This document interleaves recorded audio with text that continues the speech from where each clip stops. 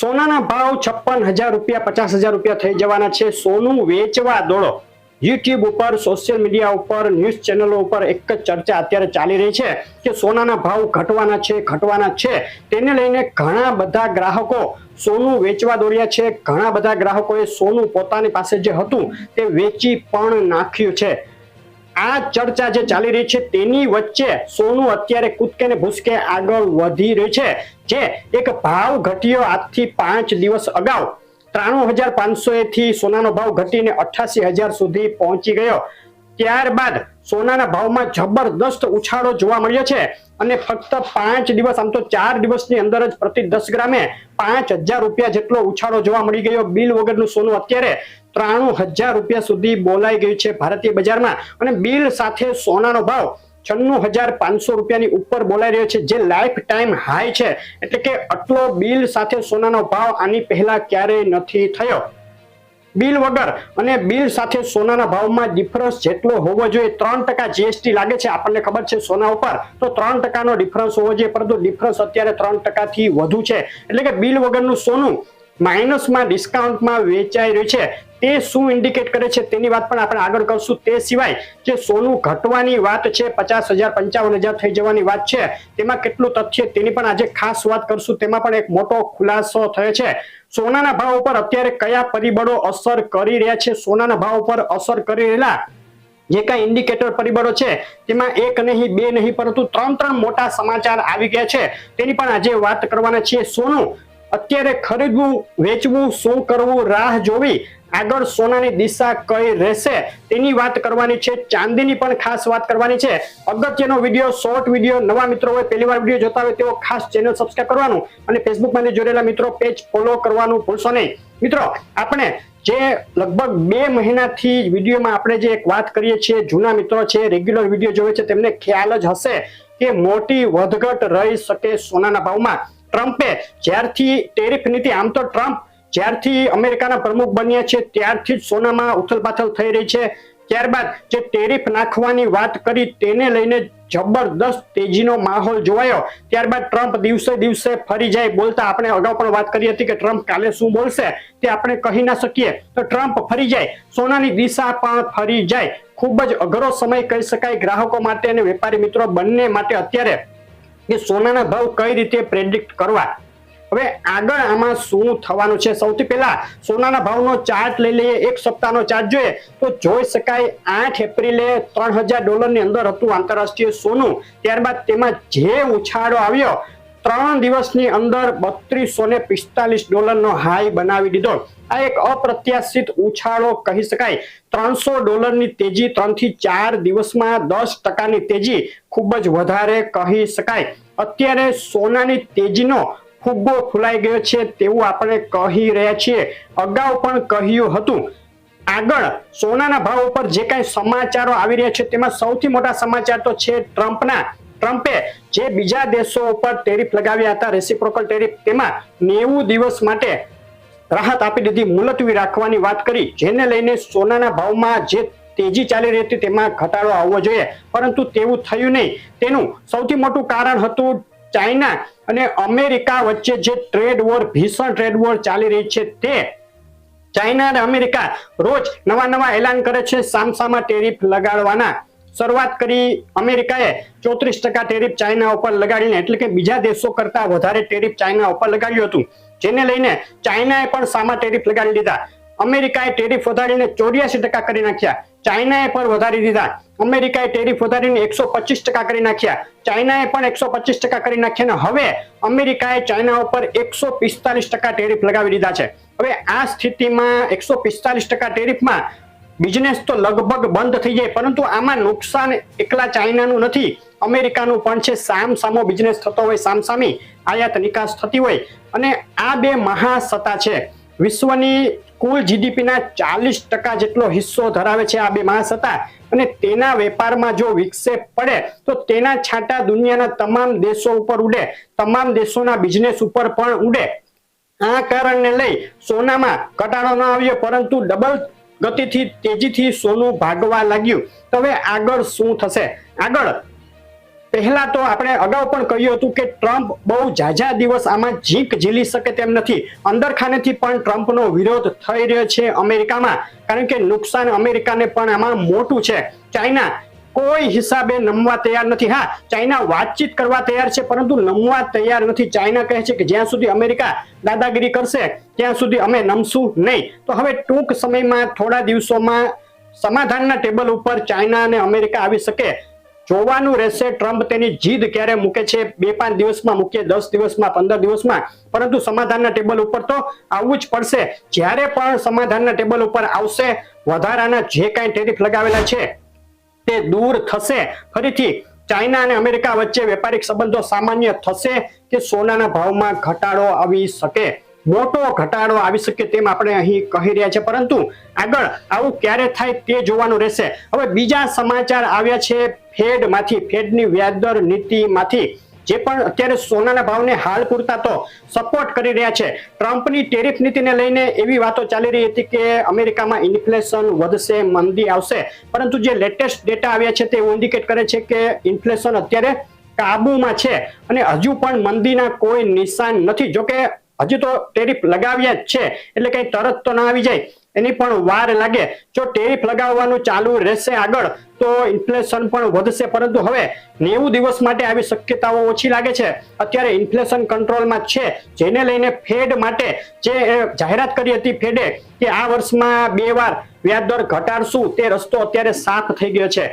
2 વાર કે 3 વાર જો ફેડ વ્યાજદર ઘટાડે, ઇન્ફ્લેશન કંટ્રોલમાં રહેવી જોઈએ, તે એક શરત છે, તો સોનાના ભાવમાં ઉછાળો આવી શકે, સોનું મજબૂત થઈ શકે. એટલે કે આ ફેક્ટર અત્યારે સોનાને સપોર્ટ કરી રહ્યું છે. આગળ ઇન્ફ્લેશનમાં જો વધારો આવશે તો ફેડ દ્વારા એવી જાહેરાત પણ થઈ શકે કે અમે એક જ વાર વ્યાજદર ઘટાડશું અથવા તો નહીં ઘટાડીએ, ત્યારે સોનાના ભાવ ઉપર પ્રેશર આવશે. પરંતુ અત્યારે આ ફેક્ટર સોનાના ભાવને સપોર્ટ આપી રહ્યું છે. અને ત્રીજા સમાચાર છે જીઓપોલિટિકલ ટેન્શનના.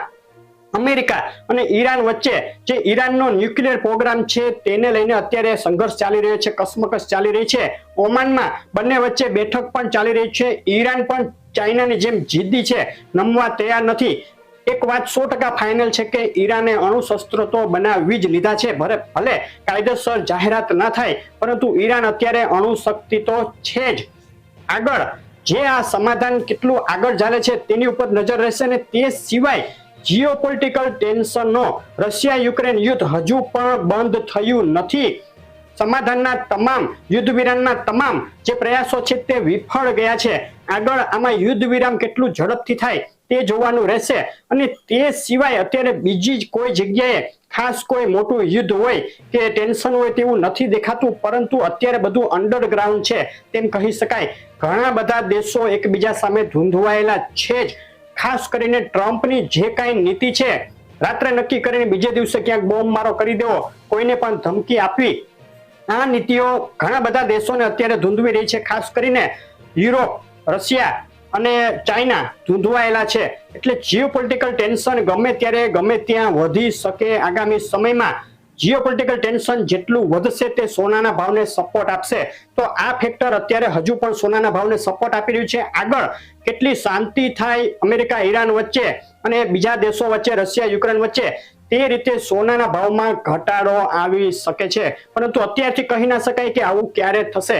તો આજે એકબીજાની વિરુદ્ધ ફેક્ટર છે તે અત્યારે સોનાને સપોર્ટ પણ આપી રહ્યા છે. અને આગામી સમયમાં આવું કંઈ બનવાની, શાંતિ થવાની શક્યતાઓ થાય તો સોનાના ભાવમાં ઘટાડો પણ થઈ શકે. તો અત્યારે શું કરવું? તો અત્યારનો જે સોનાનો ભાવ છે તે આપણા મુજબ એક ફુગ્ગો કહી શકાય. એક એક્સ્ટ્રીમ લેવલે સોનું અત્યારે પહોંચી ગયું છે. ધાર્યા બારની તેજી સોનાએ બતાવી દીધી છે. અહીંથી હજુ થોડું આગળ વધી શકે સોનું, કારણ કે જે કાંઈ સપોર્ટિંગ ફેક્ટરો છે તે હજુ પણ મજબૂત છે. તો વધઘટ સાથે સોનું આગળ વધશે. અમુક વખતે કરેક્શન આવે $50-100, પરંતુ ત્યારબાદ ફરીથી વધારો થાય, તે રીતે વધઘટ સાથે સોનું આગળ વધશે. અને જેવા સમાધાનના સમાચારો આવે અમેરિકા અને ચાઇના વચ્ચે ટ્રેડ વોરના, તેવું સોનામાં એક મોટો કરેક્શન આવી શકે તેવું આપણે અગાઉ પણ કહી ચૂક્યા છીએ, હજુ પણ કહીએ છીએ. આગામી 2 મહિના એટલે કે એપ્રિલ મહિનો અને મે મહિના દરમિયાન સોનું થોડું મજબૂત રહી શકે.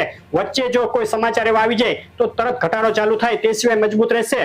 જૂન જુલાઈમાં આપણે ઈચ્છી રહ્યા છીએ કે સોનામાં એક ઘટાડો આવે. અગાઉ આપણે $2700 એક લેવલ આપેલું છે.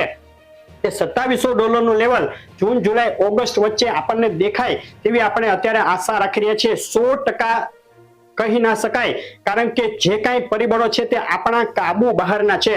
ટ્રમ્પ કાલે શું કરશે કોઈ કહી ના શકે, પરંતુ આપણે એક અનુમાન, એક અંદાજ અત્યારે બાંધી રહ્યા છીએ કે આ રીતની ઘટનાઓ આગળ બનશે જે સોનાના ભાવમાં ઘટાડો લઈ આવવા માટે કારણભૂત થશે. $2700 આપણે અગાઉ કહ્યા હતા તે મુજબ જૂન જુલાઈ ઓગસ્ટમાં આવી શકે. ભારતીય બજારમાં 82-83 હજાર સુધી સોનાનો ભાવ આવી શકે. તો જે 55-56 હજારની વાત હતી તેનું શું?